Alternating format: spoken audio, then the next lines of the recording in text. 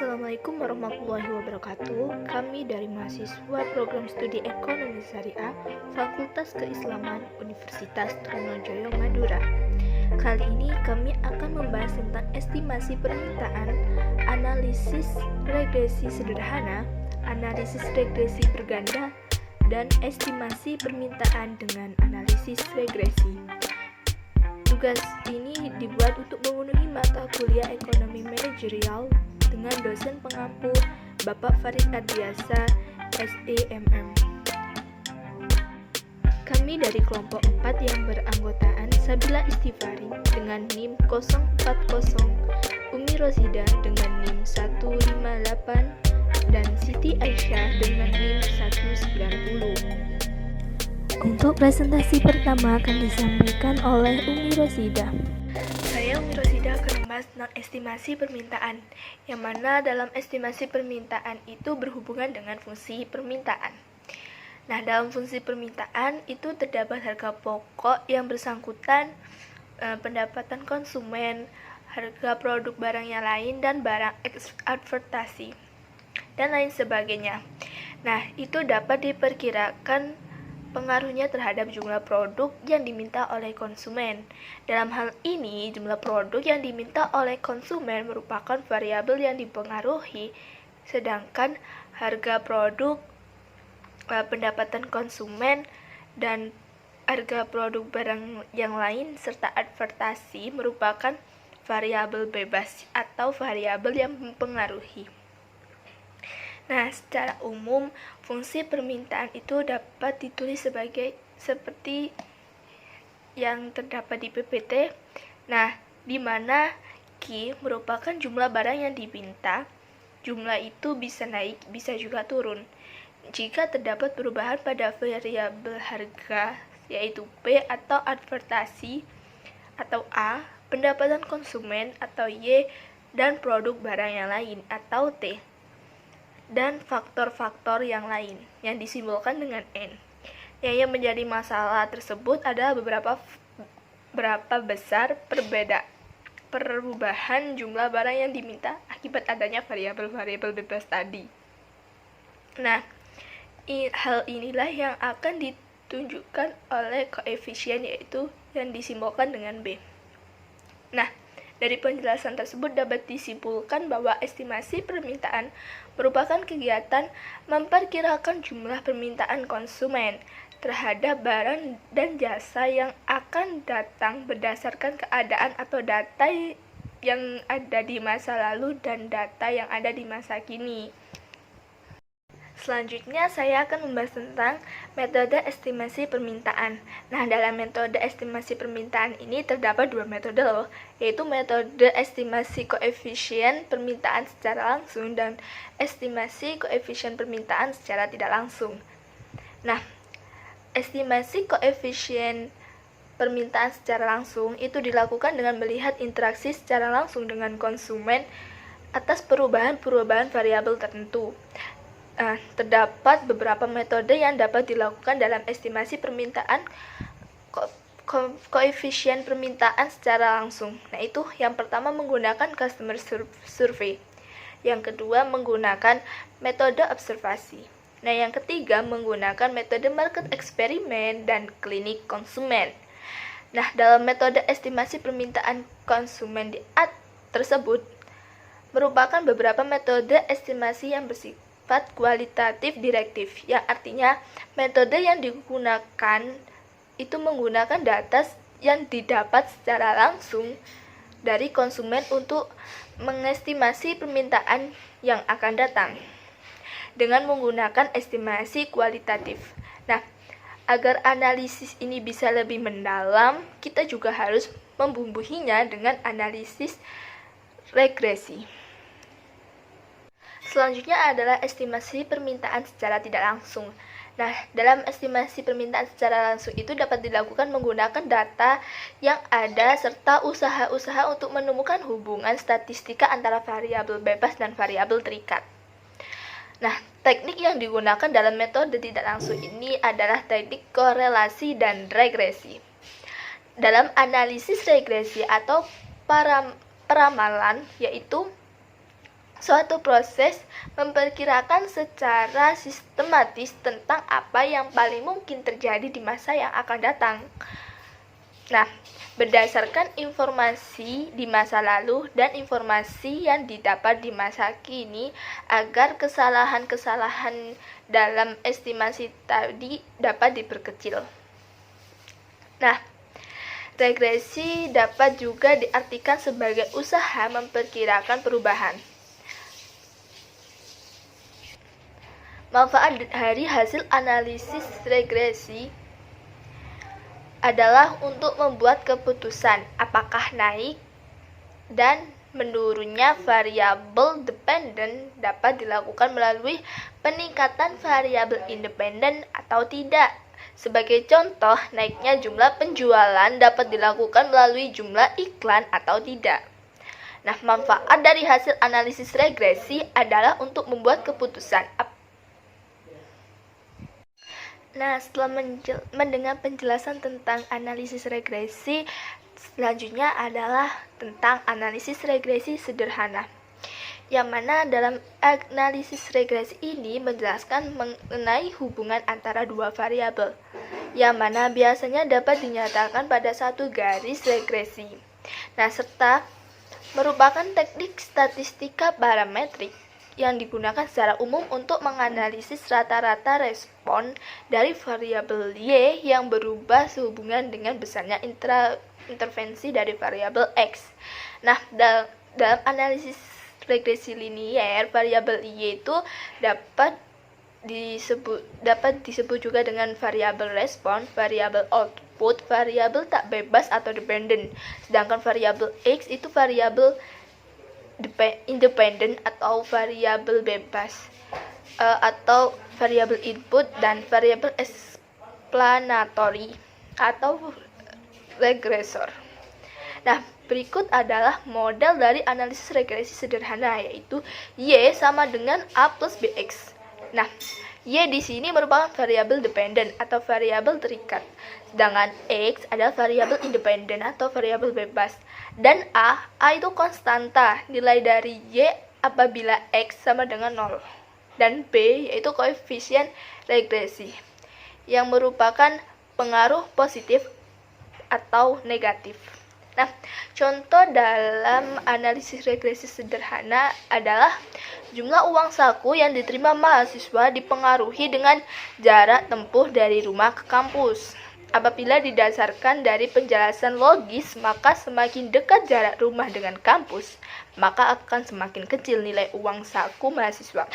Sebaliknya, apabila semakin jauh jarak tempuh dari rumah ke kampus, maka akan semakin besar juga jumlah uang saku mahasiswa, sehingga jarak tempuh dari rumah ke kampus, yaitu variabel X, akan mempengaruhi nilai uang saku mahasiswa, yaitu variabel Y, secara positif.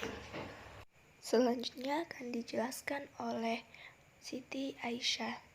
Assalamualaikum warahmatullahi wabarakatuh. Saya Siti Aisyah, NIM 190. Saya di sini akan menjelaskan kelanjutan dari teman saya, yaitu mengenai dengan regresi linear berganda. Nah, analisis atau uji regresi merupakan suatu kajian dari hubungan antara satu variabel dengan satu atau lebih variabel. Apabila variabel bebasnya hanya satu, maka uji atau analisis regresinya dikenal dengan regresi linear sederhana. Dan apabila variabel bebasnya lebih daripada satu, maka uji atau analisis regresinya dikenal dengan regresi linear berganda. Dikatakan linear berganda karena terdapat dua atau lebih variabel bebas yang mempengaruhi variabel tak bebas. Nah, regresi linear berganda ini merupakan model persamaan yang menjelaskan hubungan satu variabel tak bebas atau responsif dengan dua atau lebih variabel.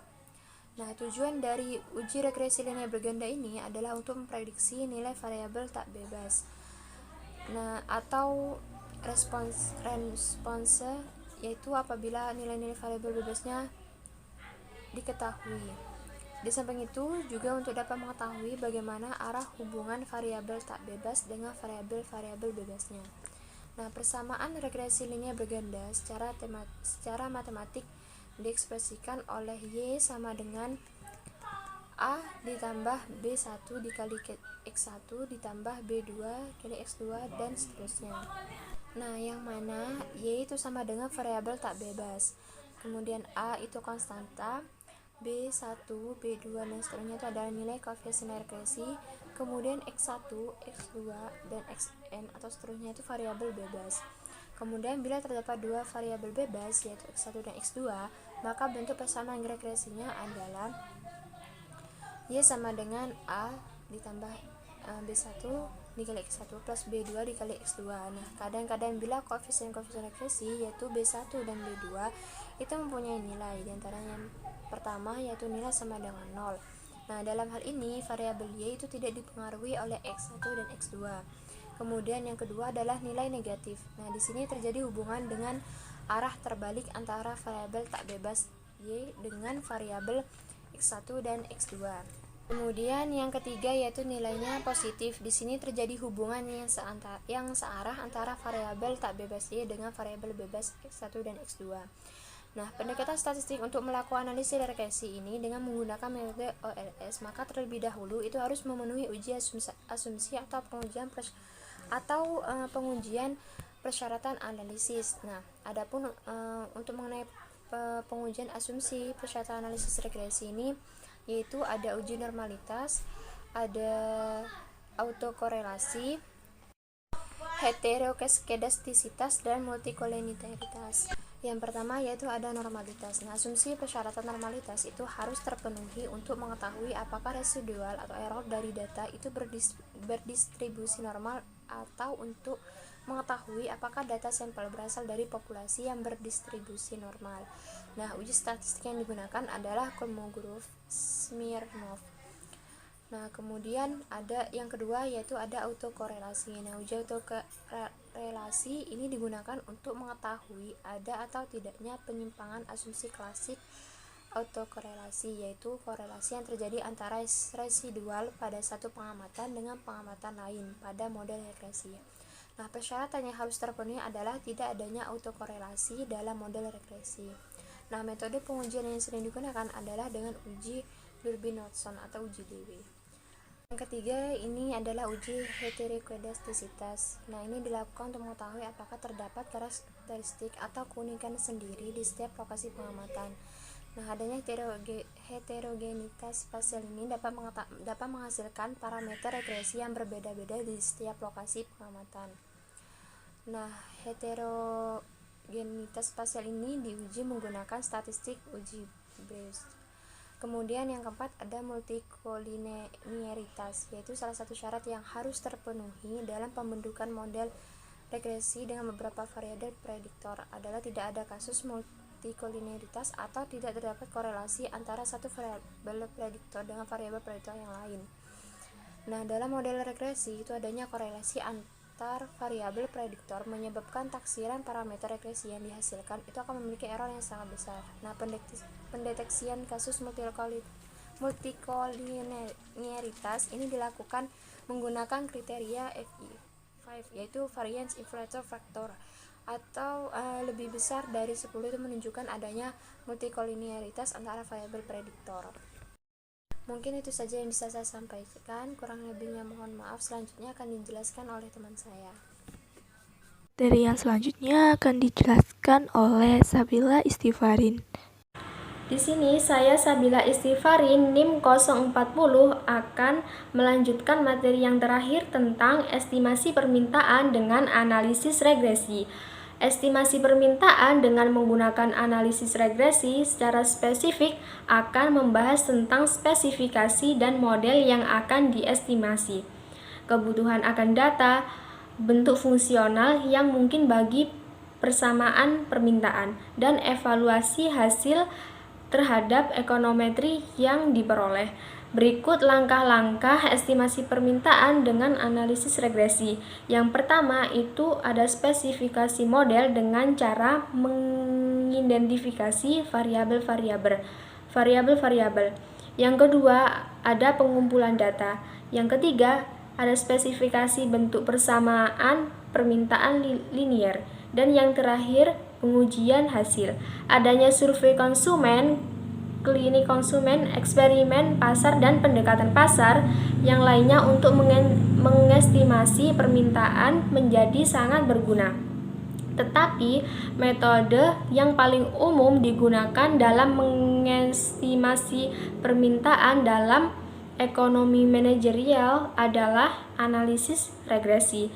Metode ini biasanya lebih objektif, menyediakan informasi pemasaran secara tepat untuk melakukan estimasi permintaan. Analisis regresi permintaan merupakan sebuah teknik statistik yang digunakan untuk menemukan ketergantungan dari suatu variabel terhadap satu atau lebih variabel lain. Jadi, teknik ini dapat diterapkan untuk mencari nilai dari koefisien tersebut menunjukkan pengaruh dari variabel yang menentukan permintaan sebuah produk. Untuk analisis regresi, kita membutuhkan sejumlah observasi, masing-masing terdiri dari variabel dependen Y dan nilai variabel independen X yang berhubungan. Analisis regresi ini memungkinkan kita untuk menarik kesimpulan dari pola hubungan yang ditujukan oleh hasil observasi.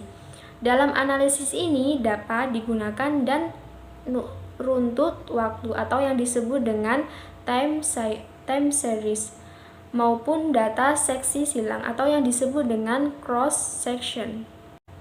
Jadi, analisis runtut waktu menggunakan observasi yang telah dicatat selama waktu tertentu dalam situasi tertentu. Misalnya, tingkat harga dan penjualan bulanan suatu produk dan sebuah perusahaan yang telah dikumpulkan selama 6 atau 12 bulan.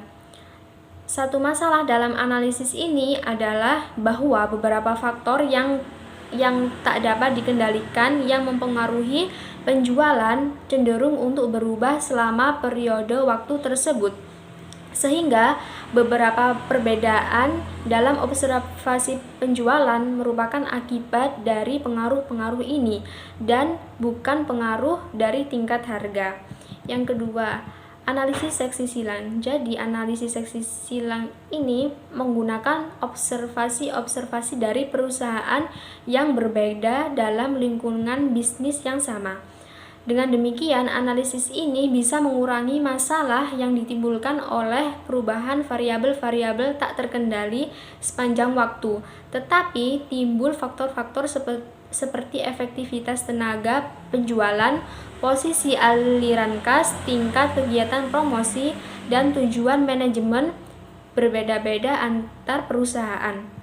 Maka, kesemua hal tersebut akan mempunyai dampak yang berbeda pula terhadap tingkat penjualan. Sekali lagi, jika faktor-faktor ini dapat dikuantifikasikan dan datanya dapat dimasukkan ke dalam analisis regresi untuk mengetahui dampaknya terhadap variabel dependen. Selanjutnya adalah masalah dalam analisis regresi, itu terbagi menjadi 6. Yang pertama adalah kesalahan spesifikasi. Hal yang menyebabkan hasil regresi kurang dapat dipercaya antara lain disebabkan oleh kekeliruan dalam menentukan hubungan antara variabel tidak bebas dan variabel bebas. Ada dua kemungkinan kesalahan tersebut. Yang pertama adalah kesalahan dalam menggunakan bentuk hubungan fungsi antar variabel.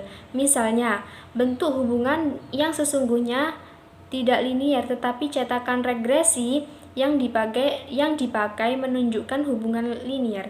Sebenarnya, dalam batas-batas tertentu, landasan teori memberikan petunjuk mengenai bentuk hubungan tersebut. Akan tetapi, dalam menemukan bentuk yang tepat, kita dapat menggunakan cara mencoba berbagai bentuk persamaan. Bentuk persamaan yang nilai paling tinggi kita anggap paling berat. Nah, yang kedua, ada kesalahan pengukuran. Kesalahan berikutnya yang seharusnya dihindari adalah pengukuran variabel yang tidak tepat. Variabel harga sangat jelek dalam hal pengukurannya.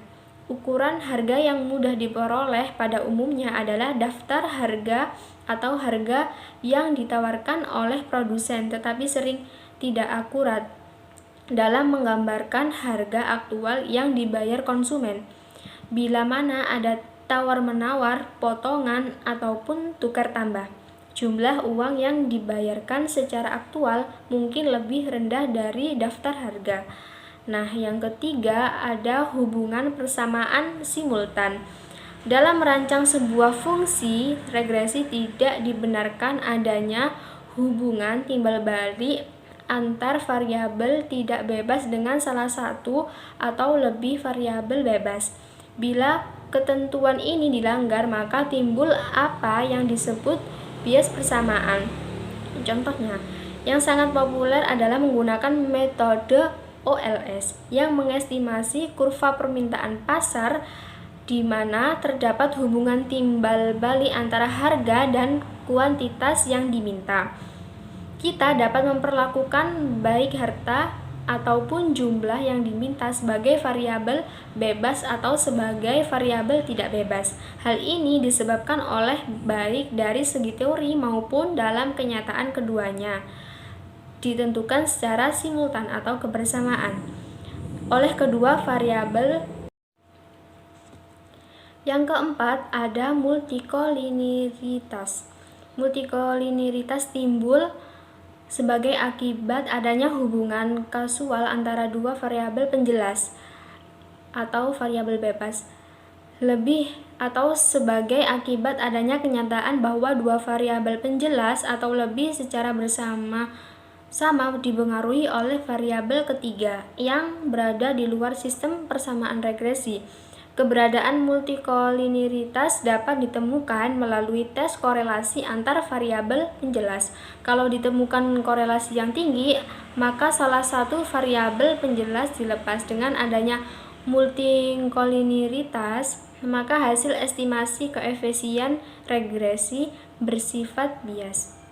Nah, yang kelima ada heteroskedastisitas. Keadaan unsur ini dapat dilihat dari grafik distribusi nilai. Kalau grafiknya secara teratur membengkok atau mengecil dengan bertambah besarnya nilai variabel penjelas, maka kita harus waspada dalam menginterpretasikan besaran statistik T. Dan karena kurang dapat dipercaya dengan kecenderungan terlalu tinggi di atas nilai yang sebenarnya. Nilai kesalahan standar koefisien regresi memberikan indikasi yang keliru. Masalah ini dapat diatasi dengan meninjau kembali komposisi variabel-variabel penjelas dan merubah bentuk persamaan hubungan fungsional. Dan yang terakhir ada autokorelasi atau serial korelasi. Nah, ini merupakan masalah yang timbul bila kesalahan tidak sesuai dengan batasan yang diisyaratkan oleh analisis regresi. Autokorelasi atau serial korelasi hanya terjadi kalau kita menggunakan data kurun waktu atau yang disebut dengan time series dan ditandai oleh pola kesalahan yang beruntun, yakni besarnya kesalahan yang besar atau kecil yang menunjukkan pola siklus yang lainnya. Karena observasi X disusun secara kronologis, pola ini menandakan bahwa beberapa variabel lain berubah secara sistematis dan mempengaruhi variabel dependen. Sekian presentasi dari kelompok kami. Terima kasih. Assalamualaikum warahmatullahi wabarakatuh.